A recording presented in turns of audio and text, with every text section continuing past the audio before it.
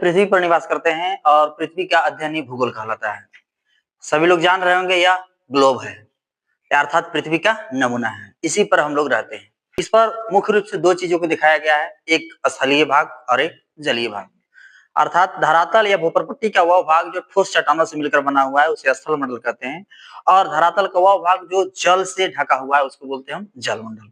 जो नीला कलर से दिखाई दे रहा है, ये नीला कलर वाला दिखाई दे रहा है, यह जो है वह जलमंडल है, और बाकी उसको छोड़ करके और जो भाग है वह स्थल मंडल कहलाता है। जैसा कि हम जानते हैं कि संपूर्ण पृथ्वी पर या ग्लोब पर लगभग में 70.8%, 71% पर पानी है, जल का विस्तार है, और 29% भाग पर ही स्थल का विस्तार है। या इसको इस प्रकार से कह सकते हैं कि 2/3 भाग पर जल और 1/3 भाग पर स्थल है। तो जलमंडल का जो सबसे बड़ा भाग होता है उसे महासागर कहते हैं, और स्थल मंडल का जो सबसे बड़ा भाग होता है उसको महाद्वीप बोलते हैं। तो यह महाद्वीप और महासागर जो हैं वह प्राचीन समय से अभी तक क्या उसी रूप में है या उसमें बदलाव हुआ है। तो अगर बदलाव हुआ है तो उसके जिम्मेवार कारक कौन कौन से हैं या किस प्रकार से बदलाव हुआ है, या आज क्लास के अंतर्गत हम पृथ्वी पर जितने भी महाद्वीप है, जितने भी महासागर है, उन सभी महाद्वीपों और महासागर की उत्पत्ति के बारे में, कैसे महाद्वीप की उत्पत्ति हुआ, कैसे महासागर की उत्पत्ति हुआ, महत्वपूर्ण सिद्धांत के बारे में जानेंगे, जिसका नाम है महाद्वीपीय विस्थापन सिद्धांत। महाद्वीपीय विस्थापन सिद्धांत के अंतर्गत हमें किन किन चीजों के बारे में पढ़ना है, एक बार हम सिनोप्सिस या रूपरेखा के देखते हैं। सबसे पहले प्रस्तावना। इस पाठ के अंतर्गत क्या पढ़ना है, सबसे पहले हम प्रस्तावना पढ़ेंगे, अर्थात इस पाठ के अंतर्गत क्या पढ़ना है, किन किन चीजों का अध्ययन करना है। महाद्वीपीय विस्थापन सिद्धांत क्या है, वेगनर का महाद्वीपीय सिद्धांत। वेगनर महोदय ने जो महाद्वीपीय विस्थापन सिद्धांत दिया वह किस प्रकार से यह सिद्धांत प्रस्तुत किया गया, या किस प्रकार से सिद्धांत प्रस्तुत किया, और महाद्वीपों का प्रवाह, इनके आधार पर यह कहा गया कि जो महाद्वीप हैं वे महाद्वीप गतिशील हैं, महाद्वीप गतिशील है, उनमें प्रवाह हुआ है, महाद्वीपों में प्रवाह हुआ है। तो प्रवाह किस प्रकार के हुआ है और उनके जिम्मेवार कारक कौन कौन से हैं, अर्थात महाद्वीपों का जो प्रवाह हुआ है उसके लिए जिम्मेवार बल कौन कौन से, जिम्मेवार कारक कौन कौन से हैं। प्रवाह सिद्धांत के पक्ष में प्रमाण। जब कोई भी सिद्धांत प्रस्तुत करता है तो उस सिद्धांत को सही साबित करने के लिए विभिन्न प्रकार के प्रमाण दिए जाते हैं। तो वेगनर महोदय के द्वारा क्या क्या सिद्धांत के पक्ष में प्रमाण दिया गया है उनके बारे में जानेंगे। लास्ट में या अंत में हम देखेंगे कि इस सिद्धांत की आलोचनाएं हुई, अर्थात यह सिद्धांत जो था यह एकमात्र सिद्धांत बनकर रह गया, अर्थात पृथ्वी पर जो भी महाद्वीप है, महासागर हैं, उन सभी का निर्माण कैसे हुआ है या कैसे बने, उनके बारे में बहुत से प्रश्न उठा। उन सभी प्रश्नों को उत्तर देने में वेगनर महोदय असमर्थ रहे, फलस्वरूप यह सिद्धांत एक नाम मात्र का सिद्धांत बनकर के रह गया, और इसी सिद्धांत के आधार पर नए सिद्धांत की उत्पत्ति हुई, जिसे प्लेट विवर्तनिकी सिद्धांत कहते हैं। उसे हम अगले वीडियो के रूप में अध्ययन करेंगे। तो आज की हम वीडियो या आज की क्लास के अंतर्गत हम महाद्वीपीय विस्थापन सिद्धांत के बारे में अध्ययन करेंगे। सबसे पहले प्रस्तावना। वर्तमान में पृथ्वी का 70.8% भाग पर जल का विस्तार है। जैसा कि हम जानते हैं कि संपूर्ण पृथ्वी का 70.8% भाग पर जल और 29.2% भाग पर स्थल का विस्तार है। लेकिन भूवैज्ञानिकों का मानना है कि महाद्वीपों एवं महासागरों का वर्तमान स्वरूप जो आज मानचित्र पर दिखाई देता है हमेशा ऐसा ही नहीं था तथा भविष्य में वर्तमान जैसा नहीं रहेगा। भूवैज्ञानिकों का मानना है कि विश्व के मानचित्र पर जैसा हम महाद्वीपों की स्थिति देख रहे हैं, जैसा हम महासागर की स्थिति देख रहे हैं, वे प्राचीन समय में ऐसा नहीं थे और हो सकता है भविष्य में भी ऐसा नहीं रहेंगे। तो प्रश्न उठता है कि प्रारंभिक समय में महाद्वीप एवं महासागर की स्थिति कैसी थी, अर्थात प्राचीन समय में हमारे महाद्वीप और महासागर किस प्रकार के थे। इस प्रकार के प्रश्न हमारे दिमाग में उठता है कि महाद्वीप अलग अलग भागों में स्थिर है, तो इन सब के लिए जिम्मेवार कारक कौन कौन से हैं, अर्थात पहले कैसा था, आज किस प्रकार से है, तो इस प्रकार के परिवर्तन में कौन से कारक जिम्मेवार हैं। जैसा कि इस मानचित्र में वर्तमान स्वरूप में जो महाद्वीप और महासागर की स्थिति है उस स्थिति को दिखाया गया है, लेकिन प्राचीन समय में इस प्रकार का स्थिति नहीं था, या हो सकता है भविष्य में भी इस प्रकार की स्थिति नहीं होगा, कुछ न कुछ बदला होगा। तो इस मानचित्र के आधार पर पृथ्वी पर कितने महाद्वीप हैं, कितने महासागर हैं, उसको दिखाया गया है। जैसे ये वाला भाग जो दिखाई दे रहा है, जो कलर किया हुआ है, यह महाद्वीप वाला भाग है, जबकि बाकी इसको छोड़ करके जो भाग दिखाई दे रहा है यह है महासागर अर्थात जलमंडल। यह है जलमंडल और यह है स्थल मंडल। संपूर्ण पृथ्वी का लगभग 70.8% भाग पर यह जल का विस्तार है। कुछ जल महासागर में, सागर में, खाड़ी में या बर्फ के रूप में जमे हुए, उत्तरी ध्रुव और दक्षिणी ध्रुव पर बर्फ के रूप में जमे हुए हैं। जबकि यह वाला जो भाग है यह स्थल है, अर्थात संपूर्ण पृथ्वी का 29.2% भाग पर स्थल मंडल का विस्तार है, जबकि 17.8% भाग पर जलमंडल का विस्तार। एशिया, यूरोप, अफ्रीका, ऑस्ट्रेलिया, उत्तरी अमेरिका और दक्षिणी अमेरिका। सबसे पहले विश्व के मानचित्रों को समझने के लिए हमें दिशाओं का ज्ञान होना जरूरी है। हम कोई भी मानचित्र देखते हैं तो उस मानचित्र का जो ऊपर वाला भाग होता है उत्तर होता है, ए हो गया उत्तर, उसका नीचे वाला हो जाएगा दक्षिण। मानचित्र का ऊपर वाला भाग उत्तर हो जाएगा और नीचे वाला क्या हो जाएगा दक्षिण, और उस मानचित्र का बायां वाला भाग जो हो जाएगा वो पूरब हो जाएगा अर्थात ईस्ट, और जो दायां वाला भाग हो जाएगा वह वेस्ट अर्थात ये पश्चिम हो जाएगा। मानचित्र चाहे किधर भी दीवार पर लटका हुआ है, हम उसके ऊपर वाले भाग को उत्तर और उसके नीचे वाले भाग को दक्षिण और उसका बायां वाला भाग जो है उसको पूरब और उसके दायां वाला भाग को क्या कहेंगे हम पश्चिम कहेंगे। ठीक है, अर्थात उत्तर दक्षिण, उत्तर दक्षिण, ये हो जाएगा पूरब, ये क्या हो जाएगा पश्चिम। लेकिन अगर हम सही समय में दिशाओं का ज्ञान देखेंगे तो जिधर सूर्योदय हम पूरब बोल देंगे, पीठ के पीछे पश्चिम बोल देंगे, और दिक सूचक सुई दिखाता है उत्तर हो गया, उसके जो बच गया उसको हम दक्षिण बोल देते हैं। लेकिन दिशाओं का ज्ञान और मानचित्र की दिशाओं का ज्ञान में अंतर है। जैसे पूरब की ओर दीवार में अगर मानचित्र को लटका देंगे तो उसका ऊपर वाला भाग मतलब पूरब उसका उत्तर हो जाएगा और पश्चिम उसका दक्षिण हो जाएगा। तो इस प्रकार से सही दिशाओं का ज्ञान और मानचित्र में दिशाओं का ज्ञान में अंतर है। तो सबसे पहले अगर हम मानचित्र का अध्ययन करना है तो मानचित्र में दिशाओं का ज्ञान होना अनिवार्य है। जैसे यहाँ पर इसका ऊपर वाला भाग उत्तर, नीचे वाला दक्षिण और बायां पूरब व बायां, बायां हो जाएगा पूरब और दायां हो जाएगा पश्चिम। तो यहाँ पर हो जाएगा एशिया, यूरोप, अफ्रीका, ऑस्ट्रेलिया, उत्तरी अमेरिका और दक्षिणी अमेरिका। अब कोई भी अगर हमको मानचित्र देखना है, करना है या समझना है तो सबसे पहले इसमें देखेंगे कि सबसे बीच वाला भाग क्या है। तो सबसे बीच वाला भाग अफ्रीका है, तो हम अपने आप को अफ्रीका समझेंगे। क्या समझेंगे? अफ्रीका। अपने आप को क्या समझेंगे? अफ्रीका। समझ लो कि हम मानचित्र हैं और उस मानचित्र का जो बीच वाला पोर्शन है हम अफ्रीका है। तो अफ्रीका का ऊपर वाला भाग हो जाएगा ए, ऊपर वाला भाग ए यूरोप, यहाँ Asia, Europe Asia Australia, Europe Asia Australia, इधर चल जाएंगे उत्तरी अमेरिका दक्षिणी अमेरिका, और लास्ट में नीचे चल जाएंगे तो ये हो जाएगा तुम्हारा अंटार्कटिका। कुल मिलाकर के 7 महाद्वीप। कितने महाद्वीप? 7। यूरोप, एशिया, ऑस्ट्रेलिया, उत्तरी अमेरिका, दक्षिणी अमेरिका और यूरोप। जैसे यहाँ देखे ये अफ्रीका, यूरोप, एशिया, ऑस्ट्रेलिया, उत्तरी अमेरिका और दक्षिणी अमेरिका, और जो नीचे वाला बर्फीला वाला क्षेत्र है दक्षिणी ध्रुव के पास नजदीक में है उसे हम अंटार्कटिका बोलेंगे।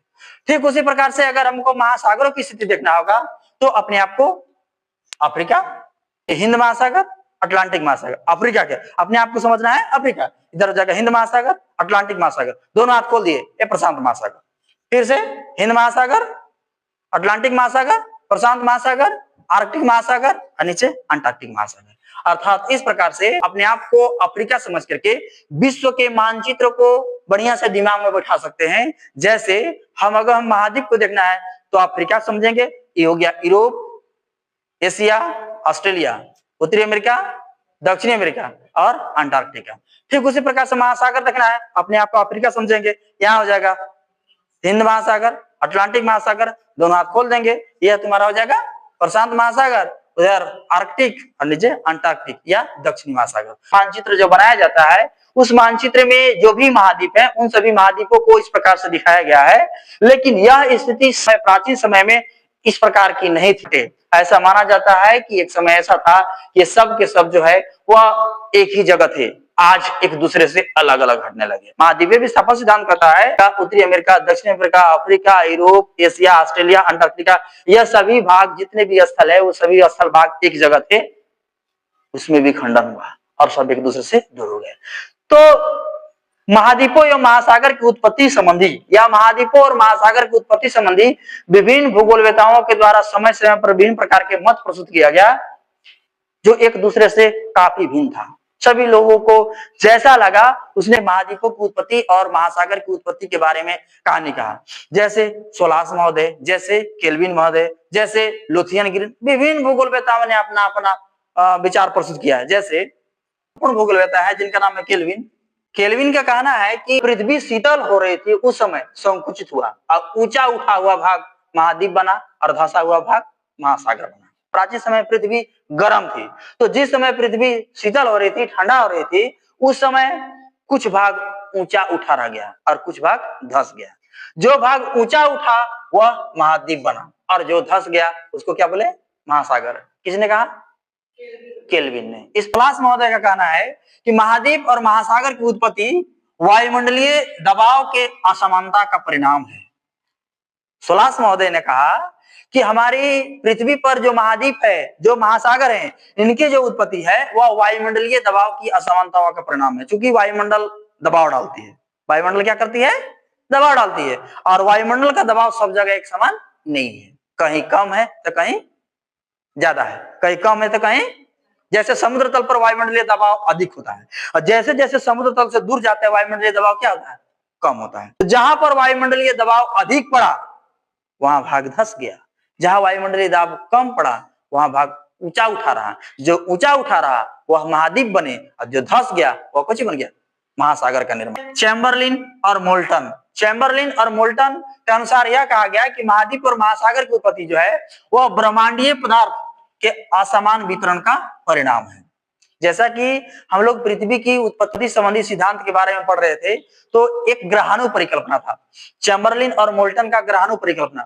उस परिकल्पना के आधार पर यह कहा गया कि इस ब्रह्मांड में पहले से छोटे छोटे कण विद्यमान थे, गुरुत्वाकर्षण बल के फलस्वरूप वे टकराए, एक दूसरे से आकर्षित हुए, तब जाकर के पृथ्वी का निर्माण हुआ। तो उन्हीं के आधार पर इन्होंने कहा कि ब्रह्मांडीय पदार्थ था और वे असमान रूप से वितरण थे। तो उन्हीं असमान वितरण के फलस्वरूप महाद्वीप और महासागर की उत्पत्ति हुई। एक महत्वपूर्ण भूगोल होता है लोथियन ग्रीन। लोथियन ग्रीन के अनुसार एक गोल धरातल पर चारों ओर से समान दबाव डाला जाए तो चतुर्भुजाकार आकृति में परिवर्तित हो जाएगी। इसके चपटे भाग में महासागर और कोणात्मक भाग पर महाद्वीप बना। इसे चतुष्फलक का सिद्धांत भी कहा गया। प्रश्न अधिकतर पूछता है कि चतुष्फलक सिद्धांत किसने दिया? तो लोथियन ग्रीन ने, या लोथियन ग्रीन के द्वारा महाद्वीप एवं महासागर की उत्पत्ति संबंधी कौन सा सिद्धांत प्रस्तुत किया गया? तो चतुष्फलक सिद्धांत। इस सिद्धांत के आधार पर लोथियन ग्रीन ने क्या कहा? कहा कि एक गोलाकार, क्योंकि पृथ्वी गोला है, तो एक गोलाकार भाग पर चारों ओर से दबाव दे दिया जाए, चारों ओर भाग से दबाव दे दिया जाए तो एक चतुर्भुजाकार आकृति हो जाएगा। तो उसका जो कोणात्मक भाग जो ऊपर उठ जाएगा, यह उठा हुआ भाग महाद्वीप बना, जो धंस गया वे महासागर बने। तो चूंकि चतुर्भुजाकार आकृति बना है, इसलिए इस सिद्धांत का नाम चतुष्फलक सिद्धांत रखा गया। तो इस प्रकार से हमने देखा कि महाद्वीप की उत्पत्ति और महासागर की उत्पत्ति के बारे में केल्विन, सोलास, चैम्बरलिन और मोल्टन तथा लोथियन ग्रीन ने अपना अपना मत प्रस्तुत किया, लेकिन सभी विचार एक दूसरे से अलग थे।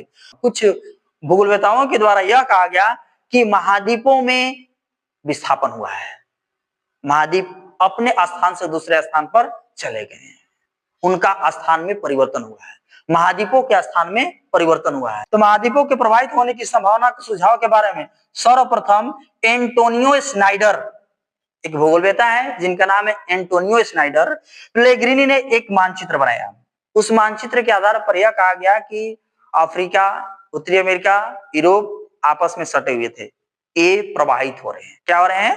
प्रवाहित हो रहे हैं। तो सबसे पहले महाद्वीपों में विस्थापित, महाद्वीपों में प्रवाह या महाद्वीपों में विस्तार के बारे में सबसे पहले किसने कहा? Antonio Snyder Pellegrini. महाद्वीप प्रवाहित हो रहे हैं ऐसा उनको लगा और उन्होंने कहा कि महाद्वीपों में विस्थापन हो रहा है, उनमें प्रवाह हो रहा है। सर्वप्रथम 1596 ईस्वी में अब्राहम आर्टेलियस ने अटलांटिक महासागर के दोनों तरफ के तटों में समानता के आधार पर उत्तरी अमेरिका, दक्षिणी अमेरिका, यूरोप, अफ्रीका को एक साथ जुड़े होने की संभावना व्यक्त किया। सर्वप्रथम अब्राहम आर्टेलियस ने अटलांटिक महासागर, बीच में अटलांटिक महासागर, यह यूरोप, अफ्रीका, उत्तरी अमेरिका, दक्षिणी अमेरिका, अंटार्कटिका, इन सब को एक साथ जुड़े होने की संभावना व्यक्त किया। उन्होंने देखा कि दोनों तट पर, अटलांटिक महासागर के चाहे वह पश्चिमी तट हो चाहे वह पूर्वी तट हो, उन दोनों तट में समानताएं हैं। क्या है? समानताएं हैं। उन समानताओं को अध्ययन के आधार पर यह कहा गया कि हो न हो यह दोनों तट आपस में जुड़े हुए थे। आपस में क्या हुए थे? जैसे मान लीजिए यह एक ही में है, अब इसको हम तोड़ दिए, ठीक है। अब यह अलग अलग है, लेकिन जब हम ये दूसरे को ऐसे मिला रहे हैं तो पा रहे हैं कि एक दूसरे में बढ़ जा रहा है। इससे साफ पता चलता है कि यह ढक्कन इसी का है। समझेंगे नहीं समझेंगे? तो ठीक उसी प्रकार से यहाँ पर मान लीजिए अटलांटिक महासागर है, यहाँ पर उत्तरी अमेरिका, यहाँ दक्षिणी अमेरिका, यहाँ पर यूरोप, यहाँ अफ्रीका। तट की विशेषता, और इस तट की विशेषताओं को देखा गया तो पाया गया कि हो न हो यह दोनों तट तो एक ही जैसा है। इससे साफ पता चलता है कि दोनों तट आपस में मिले हुए थे या जुड़े हुए थे। किसने कहा?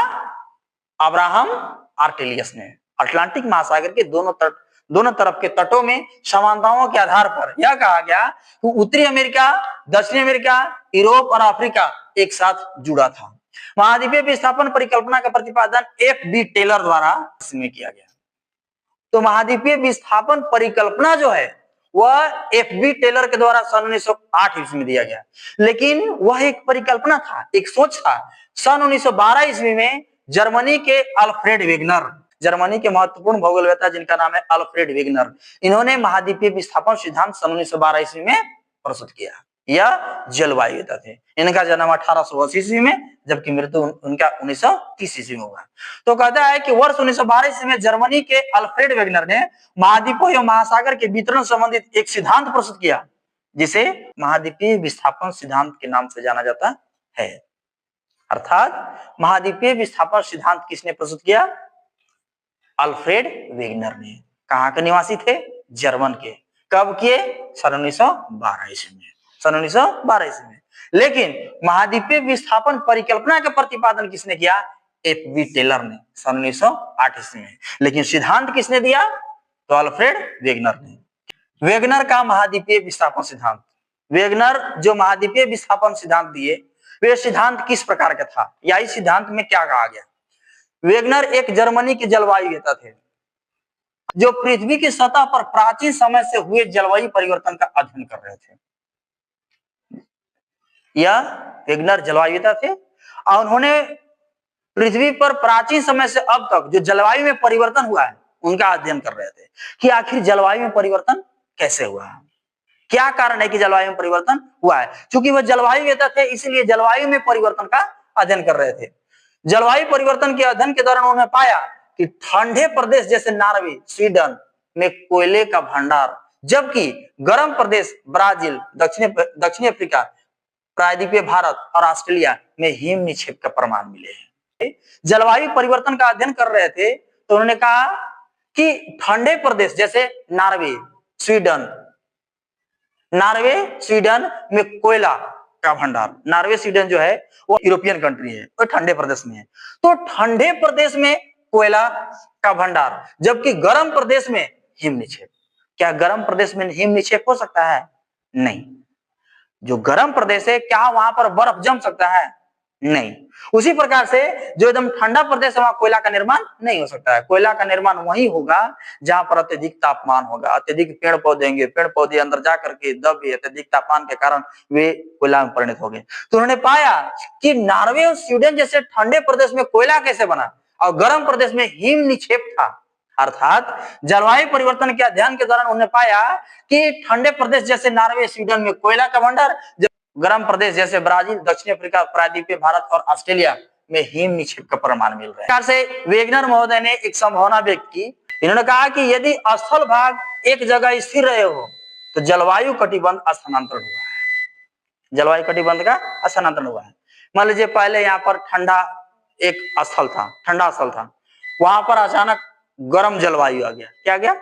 गर्म जलवायु। तो पहले ठंडा स्थान था, अब कौन सा जलवायु है? गर्म जलवायु। तब वह स्थान गर्म हो गया। क्या हो गया? गर्म हो गया। अर्थात जलवायु कटिबंध का स्थानांतरण हुआ है। स्थल उसी जगह था, जलवायु कटिबंध का स्थानांतरण हुआ है। दूसरा यह कहते हैं कि यदि जलवायु कटिबंध स्थिर रहे हो तो स्थल भाग का स्थानांतरण हुआ है। जलवायु उसी जगह है, स्थल वाला भाग वहां चला गया है। मान लीजिए यह स्थल जो था वह ठंडा था। क्या था? जलवायु कौन सी था? गर्म। तो ये पहले ठंडा था और ई वाला भाग वहां चला गया, तो ये कौन सी हो गया? गर्म हो गया। क्या हो गया? गर्म हो गया। इसे साफ पता चलता है कि इस वाला जगह पर कभी ठंडा तो कभी गर्म, कभी ठंडा तो कभी गर्म। तो इसका कारण क्या हो सकता है? इसका कारण यह हो सकता है कि यह भाग या तो स्थिर होगा ई आया होगा, या तो ई भाग स्थिर होगा और यह आया होगा, या जलवायु स्थिर होंगे स्थल वहां आए होंगे, या स्थल स्थिर होंगे जलवायु वहां आए होंगे। दो प्रकार की संभावना व्यक्त किया। किसने? Alfred Wegener. वेगनर महोदय ने दो प्रकार की संभावना व्यक्त की। चूंकि वेगनर एक जलवायुवेता थे, पृथ्वी पर जलवायु में जो परिवर्तन हो रहा था उन सभी परिवर्तनों को बारे में जान रहे थे या अध्ययन कर रहे थे, तो उन्होंने कहीं प्रमाण नहीं मिला कि जलवायु गतिशील है। कौन गतिशील है? जलवायु गतिशील है। जब जलवायु के बारे में अध्ययन कर रहे थे तो उनको कहीं प्रमाण नहीं मिला कि जलवायु गतिशील है, इसीलिए उन्होंने यह माना कि महाद्वीप गतिशील है। जलवायु मिल भी नहीं किया, अतः महाद्वीप को उन्होंने गतिशील माना। किसने? वेगनर ने। चूंकि वेगनर एक जलवायुवेता थे और उन्होंने जलवायु कटिबंध में परिवर्तन होने का कोई प्रमाण नहीं मिला। जब वो अध्ययन कर रहे थे तो उन्होंने जलवायु में परिवर्तन या जलवायु कटिबंध में परिवर्तन होने का कोई प्रमाण नहीं मिला, इसलिए उन्होंने महाद्वीपों को गतिशील माना, अर्थात महाद्वीपों का प्रवाह हो रहा है, महाद्वीपों का प्रवाह हो रहा है। इसलिए इस सिद्धांत को महाद्वीपीय विस्थापन सिद्धांत या प्रवाह सिद्धांत कहा गया। अर्थात अल्फ्रेड वेगनर के द्वारा यह कहा गया कि प्राचीन समय में जलवायु कटिबंध अगर स्थिर रहे होंगे तो महाद्वीप भाग गतिशील होंगे, अगर महाद्वीप वाला भाग स्थिर रहे होंगे तो जलवायु कटिबंध गतिशील होंगे। दोनों में से कोई ना कोई गतिशील जरूर होगा। कारण यह है क्योंकि प्रमाण तो मिल रहा है ना, क्या? ठंडे प्रदेश में कोयला का निर्माण, गर्म प्रदेश में बर्फ का निर्माण। अगर ऐसा हो रहा है इसका मतलब साफ है कि कुछ न कुछ बदलाव हुआ है। महाद्वीपीय विस्थापन सिद्धांत इसलिए कहा गया क्योंकि इस सिद्धांत के आधार पर यह कहा गया कि महाद्वीप गतिशील हुए हैं और जलवायु वाला भाग स्थिर है। जलवायु वाला भाग स्थिर है, महाद्वीप गतिशील है। इसीलिए इस सिद्धांत का नाम रख दिया गया महाद्वीपीय विस्थापन सिद्धांत, महाद्वीपीय प्रवाह सिद्धांत। वेगनर के अनुसार कार्बोनिफेरस युग में एक समय था, कार्बोनिफेरस युग। तो कहता है वेगनर के अनुसार कार्बोनिफेरस युग में संसार के सभी महाद्वीप आपस में जुड़े हुए थे, जिसे पैंजिया कहा गया। अर्थात प्राचीन समय में एक महाद्वीप था जिसे पैंजिया कहा गया। कब? कार्बोनिफेरस युग में। कार्बोनिफेरस युग में समस्त महाद्वीप जैसे उत्तरी अमेरिका, दक्षिण अमेरिका, ऑस्ट्रेलिया, अंटार्कटिका, अफ्रीका, यह सभी महाद्वीप आपस में जुड़े हुए थे, जिसे क्या कहा गया? पैंजिया। वेगनर का कहना था कि प्राचीन समय में समस्त महाद्वीप एक ही जगह मिले हुए थे, जिसे पैंजिया कहा गया। क्या कहा गया? पैंजिया। कार्बोनिफेरस युग में समस्त महाद्वीप या समस्त स्थलखंड, चाहे वह यूरेशिया हो, चाहे वह उत्तरी अमेरिका, दक्षिण America, Africa, Antarctica, Bharat, Australia, सभी महाद्वीप आपस में मिले हुए थे, जिसे पैंजिया कहा गया। और पैंजिया के चारों ओर जल का विस्तार था, जिसे पैंथालासा कहा गया। इस समय में समस्त महाद्वीप एक ही जगह जुड़े हुए थे, जिसे पैंजिया कहा गया। और पैंजिया के चारों ओर एक विशाल सागर था, जिसे पैंथालासा। अर्थात प्राचीन समय में एक महाद्वीप पैंजिया और एक महासागर पैंथालासा था। वेगनर ने कहा कि उस समय दक्षिणी ध्रुव दक्षिणी अफ्रीका में डरबन के पास एवं उत्तरी ध्रुव प्रशांत महासागर में स्थित था। पृथ्वी का जो दक्षिणी ध्रुव था वह दक्षिणी अफ्रीका में एक शहर है डरबन, डरबन के पास, जबकि उत्तरी ध्रुव प्रशांत महासागर में था। कार्बोनिफेरस युग में पैंजिया का विखंडन हुआ। कार्बोनिफेरस युग में पैंजिया का विखंडन हुआ और पैंजिया का उत्तरी भाग में अमेरिका, यूरोप, एशिया शामिल था, जिसे अंगोरा लैंड या लॉरेंसिया कहा गया। कहा गया कि कार्बोनिफेरस युग के अंत तक इसमें पैंजिया में विखंडन हुआ और विखंडन के फलस्वरूप ये दो भागों में टूटे, एक अंगोरा लैंड और दूसरा का गोंडवाना लैंड। अंगोरा लैंड के अंतर्गत आज के उत्तरी अमेरिका, यूरोप तथा एशिया महाद्वीप शामिल था, जबकि पैंजिया के दक्षिणी भाग में अर्थात गोंडवाना लैंड में ऑस्ट्रेलिया, अंटार्कटिका, प्रायद्वीपीय भारत, अफ्रीका तथा दक्षिणी अमेरिका शामिल था। कहने का मतलब है पहले पैंजिया था, पैंजिया दो भाग में टूटा, एक उत्तर में जिसका नाम हो जाएगा अंगोरा लैंड और नीचे हो जाएगा गोंडवाना लैंड।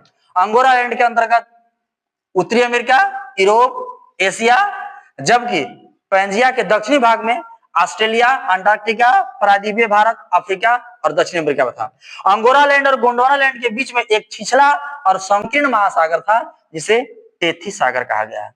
यह कार्बोनिफेरस युग के अंत तक इसमें विखंडन हुआ। विखंडन के फलस्वरूप यह दो भागों में टूट गया, ऊपर वाला भाग अंगोरा लैंड और नीचे वाला गोंडवाना लैंड। बीच में पैंथालासा का पानी घुस गया, जिसे टेथी सागर या छिछला समुद्र या टेथी सागर कहा गया। अंगोरा लैंड के अंतर्गत उत्तरी अमेरिका, यूरोप, एशिया, उत्तरी अमेरिका, यूरोप, एशिया, जबकि गोंडवाना लैंड के अंतर्गत दक्षिण अमेरिका, अफ्रीका, अंटार्कटिका, हमारा देश भारत, प्रायद्वीपीय भारत और ऑस्ट्रेलिया शामिल था।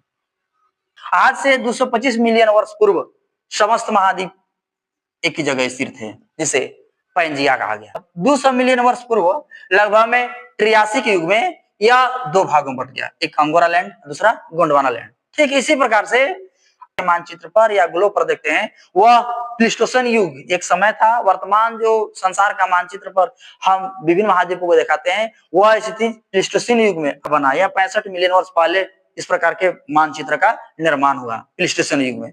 प्राचीन समय से अब तक महाद्वीपों में किस प्रकार का परिवर्तन हुआ है, उन सभी परिवर्तनों को दिखाया गया है। फेरस युग के पहले सभी महाद्वीप पैंजिया के रूप में जुड़े थे, जिसे सियाल से निर्मित महाद्वीपीय क्रस्ट सीमा से निर्मित महासागरीय क्रस्ट के ऊपर तैर रहे थे, क्योंकि सियाल का घनत्व सीमा से कम था। वेगनर का कहना था कि समस्त महाद्वीप जो थे वो पैंजिया के रूप में जुड़े थे, जिसमें सियाल से निर्मित महाद्वीपीय क्रस्ट, सियाल अर्थात जिसमें सिलिकॉन और एल्युमिनियम, सिलिकॉन एवं एल्युमिनियम की प्रधानता, जो सिलिकॉन एवं मैग्नीशियम से निर्मित महाद्वीपीय क्रस्ट के ऊपर तैर रहा था। इनके आधार पर यह कहा गया कि सियाल घनत्व कम था, सीमा का घनत्व ज्यादा था, और सियाल सीमा पर तैर रहा था, बिना रुकावट के तैर रहा था, बिना रुकावट के तैर रहा था। जुरासिक युग में गोंडवाना लैंड तथा अंगोरा लैंड में विभाजन प्रारंभ हुआ, जिससे लॉरेंसिया से उत्तरी अमेरिका, ग्रीनलैंड, एशिया, यूरोप का निर्माण हुआ, जबकि गोंडवाना लैंड से दक्षिणी अमेरिका, अफ्रीका, प्रायद्वीपीय भारत, ऑस्ट्रेलिया तथा अंटार्कटिका का निर्माण हुआ। अर्थात कार्बोनिफेरस युग से पहले तक या कार्बोनिफेरस युग के अंत से पहले तक सब एक ही में जुड़ा हुआ था। फिर लास्ट में जाकर के, अंत में जाकर के यह दो भागों में टूटा, अंगोरा लैंड, गोंडवाना लैंड। फिर जुरासिक युग में जाकर के अंगोरा लैंड टूटा और गोंडवाना लैंड टूटा और विभिन्न महाद्वीपों का निर्माण हुआ। प्लीस्टोसन युग में महाद्वीपों ने वर्तमान स्थिति को प्राप्त हुआ। अर्थात आज विश्व के मानचित्र पर या संसार के मानचित्र पर जो भी हम महाद्वीप और महासागर की स्थिति देखते हैं, यह स्थिति प्लीस्टोसीन युग का है। महाद्वीपों के विस्थापन के लिए उत्तरदायी बल, अर्थात महाद्वीपों में प्रवाह हुआ है, वे विस्थापित हुए हैं, इनके लिए जिम्मेवार कारक कौन कौन सा है? तो वेगनर के अनुसार महाद्वीपों के विस्थापन के लिए दो बल उत्तरदायी है। अर्थात जो भी महाद्वीप है, इन सभी महाद्वीपों का जो प्रवाह हुआ है, उन सभी प्रवाह का दो महत्वपूर्ण बल है। किसने कहा? वेगनर ने। वेगनर का कहना अनुसार जो महाद्वीपों में प्रवाह हुआ है, उन सभी प्रवाहों का दो महत्वपूर्ण बल उत्तरदायी है। पहला गुरुत्वाकर्षण या प्लवनशीलता बल, जिसके कारण महाद्वीपों का उत्तर की ओर अर्थात भूमध्य रेखा की ओर विस्थापन हुए। अर्थात पृथ्वी के घूर्णन गति के फलस्वरूप उत्पन्न बल, प्लवनशीलता बल के फलस्वरूप महाद्वीप जो है वह उत्तर की ओर। यह सब महाद्वीप आपस में सटा हुआ था और यह महाद्वीप यहाँ था, पैंजिया यहाँ था। एक समय ऐसा था जो पूरा बर्फ से ढका हुआ था, इस वाला भाग में था। तो हुआ क्या कि जब यह टूटा तो कुछ भाग उत्तर की ओर गए, ऐसे उत्तर की ओर गए, और कुछ भाग पश्चिम की ओर गया। उत्तर की ओर गए तो जब हम इस प्रकार से पृथ्वी को घुमाते हैं, सबसे अधिक गति यहाँ होगा, सबसे अधिक गति होने के फलस्वरूप कुछ भाग इधर की ओर खिसक गए, जिसके अंतर्गत यूरोप, एशिया, भारत और अफ्रीका, यूरोप, एशिया, अफ्रीका और भारत शामिल था, जो उत्तर की ओर गया। जो था वह पश्चिम की ओर गया, जैसे उत्तरी अमेरिका और दक्षिणी अमेरिका। और सूर्य और चंद्रमा के ज्वारीय बल, जिसके कारण महाद्वीप पश्चिम की ओर गए। क्योंकि हम जानते हैं ज्वारीय बल जो होता है सूर्य और चंद्रमा के आकर्षण शक्ति के फलस्वरूप धरातल का पानी ऊपर उठना है, पृथ्वी के पानी को ऊपर उठना। तो जैसे ही पृथ्वी के पानी ऊपर उठती थी तो स्थल वाला भाग और जल वाला भाग एक दूसरे का साथ नहीं दे पाता था, फलस्वरूप स्थल आगे की ओर खिसक जाता था। तो इस प्रकार से ज्वारीय बल के फलस्वरूप कुछ महाद्वीपों पश्चिम की ओर विस्थापन हुआ, जिसके अंतर्गत उत्तरी अमेरिका और दक्षिणी अमेरिका हो। यूरेशिया, अफ्रीका, प्रायद्वीपीय भारत भूमध्य रेखा की ओर प्रवाहित होने से अल्पाइन और हिमालय पर्वत का निर्माण हुआ। ऐसा माना जाता है कि जैसे जैसे यूरेशिया पर्वत उत्तर की ओर गया, प्रायद्वीपीय भारत उत्तर की ओर गया, तो उधर जाने से अफ्रीका और यूरेशिया के टकराने से अल्पाइन पर्वत का निर्माण हुआ। ठीक उसी प्रकार से यूरेशिया और प्रायद्वीपीय भारत या इंडियन प्लेट को टकराने से हिमालय पर्वत का निर्माण हुआ। उत्तरी अमेरिका तथा दक्षिण अमेरिका के पश्चिम की ओर प्रवाहित होने से सीमा सियाल के बीच रुकावट डाला, जिसके कारण रॉकी और एंडीज पर्वत का निर्माण हुआ। यहाँ पर पैंजिया था, तो गुरुत्वाकर्षण या प्लवनशीलता बल के कारण कुछ महाद्वीप जो थे मध्य रेखा की ओर गए और कुछ जो थे वे पश्चिम की ओर गए। जो पश्चिम की ओर गए वे ज्वारीय बल के कारण गए, सूर्य और चंद्रमा के आकर्षण शक्ति के कारण गए, और कुछ इधर जो गए वे आकर्षण बल के कारण गए। तो जो इधर जा रहे थे, तो यहाँ पर अफ्रीका और यूरोप के बीच में यहाँ पर हो जाकर तुम्हारा अल्पाइन पर्वत का निर्माण हुआ। उसी प्रकार से भारत और यूरेशिया के बीच में यहाँ पर्वत का निर्माण हुआ। ठीक उसी प्रकार से जब पश्चिम की ओर जा रहे थे तो सीमा जो था वह सियाल पर रुकावट डाला। इस प्रकार से मान लीजिए सियाल जो था वह सीमा पर तैर रहा था, तो रुकावट डाला। रुकावट डालने के फलस्वरूप यह वाला भाग ऊपर उठ गया, यह वाला भाग हो गया ऊपर उठ गया। ऊपर उठने के फलस्वरूप उत्तरी अमेरिका में रॉकी पर्वत का निर्माण, दक्षिणी अमेरिका में एंडीज पर्वत का निर्माण हुआ। ध्यान देने वाली बात है, उन्होंने पहले सिद्धांत में यह कहा था कि सियाल सीमा पर बिना रुकावट के तैर रहा है, लेकिन जब रॉकी पर्वत और एंडीज पर्वत की बात आई तो उन्होंने कहा कि रुकावट डाला, तब जाकर रॉकी पर्वत और एंडीज पर्वत का निर्माण हुआ। इस प्रकार से उनका सिद्धांत यही फ्लॉप कर देता है। आप तो पहले कहे थे कि बिना रुकावट के चल रहा है, आप तो कह रहे कि रुकावट हुआ, तब जाकर के रॉकी पर्वत और एंडीज पर्वत का निर्माण हुआ। अर्थात आप दोनों बात कैसे कह सकते हैं? एक बात कह रहे हैं कि सियाल सीमा पर बिना रुकावट के चल रहा है, फिर आप कह रहे हैं कि नहीं, सीमा उस पर रुकावट डाला, तब जाकर के एंडीज पर्वत और रॉकी पर्वत का निर्माण हुआ। महाद्वीपीय विस्थापन के पक्ष में प्रमाण, अर्थात वेगनर के द्वारा जो महाद्वीपीय विस्थापन सिद्धांत प्रस्तुत किया गया, उनके पक्ष में कौन कौन से प्रमाण दिए गए? अल्फ्रेड वेगनर के द्वारा सिद्धांत के पक्ष में कई प्रमाण प्रस्तुत किए गए, जैसे महाद्वीपों में समानताएं, महाद्वीपों में समानताएं। जैसे यह देखा गया कि अटलांटिक महासागर के दोनों तट पर जो भी महाद्वीप है, उन महाद्वीपों के तट एक समान मिल रहे हैं, तो महाद्वीपीय तट में समानता है। महासागर के दोनों ओर की चट्टानों की आयु में समानता है, महासागर है उनके दोनों ओर की जो चट्टानें है उनकी आयु में समानता है, अर्थात वो चट्टानें जितने वर्ष पहले बना है वही उतना ही पहले बना है। तो इस प्रकार से चट्टानों में समानता है। टीलाइट, प्लेसर निक्षेप और जीवाश्म का वितरण, यह सब यह बताता है कि प्राचीन समय में समस्त महाद्वीप आपस में जुड़े हुए थे और उसमें विस्थापन हुआ है। उत्तरी अमेरिका एवं दक्षिण अमेरिका को यूरोप एवं अफ्रीका के सीमाओं से मिलाया जाता है, तो महाद्वीप आपस में बिल्कुल मिलकर फिट हो जाते हैं। वेगनर ने प्रमाण दिया कि आप दक्षिणी अमेरिका को अफ्रीका में घुसा देंगे, दक्षिण अमेरिका को अफ्रीका में, और या उत्तरी अमेरिका को यूरोप में। तो इस प्रकार से देखते हैं कि बिल्कुल यह फिट हो जाता है। फिट हो जाता मतलब एक में जाकर के बैठ जाता है। इससे साफ पता चलता है कि दक्षिणी अमेरिका अफ्रीका से टूटा हुआ है, इससे टूटा हुआ है, और यह वाला भाग एक ही में आपस में जुड़ा हुआ था, बीच में अटलांटिक महासागर नहीं था।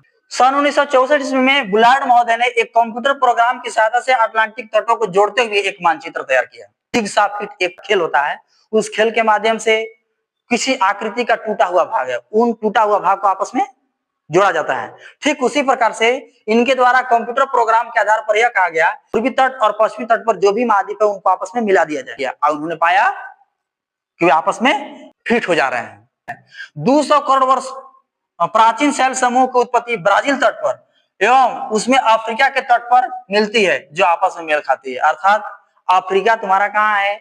यहाँ अफ्रीका है और यहाँ ब्राजील है, तो अफ्रीका और ब्राजील दोनों तट पर यहाँ भी 200 करोड़ वर्ष पहले प्राचीन शैल समूह मिला, यहाँ भी मिला। इससे साफ पता चलता है कि ये दोनों तो एक ही समय बना हुआ है। इससे साफ पता चलता है कि दोनों आपस में मिले हुए थे। भारत में पाए जाने वाले गोंडवाना श्रेणी के तलछटों का प्रतिरूप और दक्षिणी गोलार्ध में विभिन्न स्थलखंड जैसे अफ्रीका, फॉकलैंड और अंटार्कटिका तथा ऑस्ट्रेलिया में मिलते हैं। अर्थात जिस प्रकार से भारत में गोंडवाना युगीन कोयला पाया जाता है, उसी प्रकार से ऑस्ट्रेलिया में, उसी प्रकार से अफ्रीका में, उसी प्रकार से अंटार्कटिका में मिलता है, जिसके कारण यह पता चलता है कि प्राचीन समय में यह सभी भाग आपस में मिले हुए थे। टीलाइट एक प्रकार का हिमानी निर्मित अवसादी चट्टानें हैं। अधिकतर प्रश्न पूछता है कि टीलाइट क्या कहलाता है, तो हिमानी से निर्मित या बर्फ से निर्मित अवसादी चट्टानें हैं। यह निक्षेप भारत, अफ्रीका, फॉकलैंड, अंटार्कटिका और ऑस्ट्रेलिया में मिलते हैं। इससे साफ पता चलता है कि प्राचीन काल में सभी स्थल एक साथ जुड़े हुए थे। अर्थात यह टीलाइट जो है हिमानी से निर्मित अवसादी चट्टान है, वे भारत में भी, अफ्रीका में भी, फॉकलैंड, अंटार्कटिका और ऑस्ट्रेलिया में मिलते हैं, जिसके कारण यह पता चलता है कि ये आपस में जुड़े हुए। यह है अफ्रीका, अफ्रीका महाद्वीप। अफ्रीका के वाला भाग है घाना देश, घाना का तट। यह है दक्षिणी अमेरिका। दक्षिणी अमेरिका ये वाला भाग है ब्राजील। तो यह दोनों तट पर अत्यधिक मात्रा में सोना मिलता है। इससे साफ पता चलता है कि यह दोनों तट प्राचीन समय में आपस में जुड़े हुए थे। लेमूर भारत, मेडागास्कर, अफ्रीका में मिलते हैं। इस आधार पर यह कहा गया कि सभी स्थल आपस में जुड़े हुए थे। लेमूर एक प्रकार के जीव जंतु है, वह जीव जंतु लगभग सभी क्षेत्रों में मिलते हैं, जिसके कारण यह कहा गया कि यह सभी भाग आपस में जुड़े हुए थे। आलोचना, जो जलवायु परिवर्तन का अध्ययन कर रहे थे, महाद्वीप का विस्थापन का अध्ययन करने लगे। वे जलवायुवेता थे और भू-आकृति विज्ञान से संबंधित जानकारी देना प्रारंभ कर दिए। इनके द्वारा प्रस्तुत महाद्वीपीय विस्थापन सिद्धांत का कारक बल प्राप्त नहीं है, अर्थात इनके द्वारा जो महाद्वीपीय विस्थापन का जो बल प्रदान दिया गया कि किन कारण से इनके द्वारा जो महाद्वीपों का विस्थापन हुआ है वह किन बलों के कारण हुआ है, वह बल पर्याप्त नहीं। अर्थात प्लेट विवर्तन की सिद्धांत कहता है कि महाद्वीप गतिशील नहीं है बल्कि प्लेट गतिशील है। कौन गतिशील है? प्लेट। महाद्वीपीय विस्थापन सिद्धांत प्रस्तुत करते समय इन्होंने कहा कि सियाल सीमा पर बिना रुकावट के तैर रहा है। जब महाद्वीपीय विस्थापन सिद्धांत प्रस्तुत कर रहे थे तो वेगनर का कहना था कि जो सियाल जो था उसका घनत्व कम था, सीमा का घनत्व ज्यादा था, तो सियाल सीमा पर बिना रुकावट के तैर रहा है। लेकिन जब उन्होंने पर्वतों के निर्माण के बारे में बताने लगा तो कहा कि सीमा जो है वो सियाल पर रुकावट डाला और तब जाकर के रॉकी पर्वत का एंडीज पर्वत का निर्माण हुआ। अर्थात यह दोनों बात कह गए। इस प्रकार से यह सिद्धांत की काफी आलोचनाएं हुई, परंतु इस सिद्धांत के आधार पर अन्य सिद्धांतों की उत्पत्ति हुआ, जिसे प्लेट विवर्तनिकी सिद्धांत कहते हैं। प्लेट विवर्तनिकी सिद्धांत क्या एक वैज्ञानिक सिद्धांत है और इन सिद्धांत के आधार पर पृथ्वी पर विभिन्न प्रकार की जो भूगर्भीय घटनाएं होती हैं, महाद्वीपों की उत्पत्ति, महासागर की उत्पत्ति या पृथ्वी के अंदर से विभिन्न प्रकार की घटनाएं होती है, उन सभी घटनाओं के बारे में हमको जानकारी मिलती है।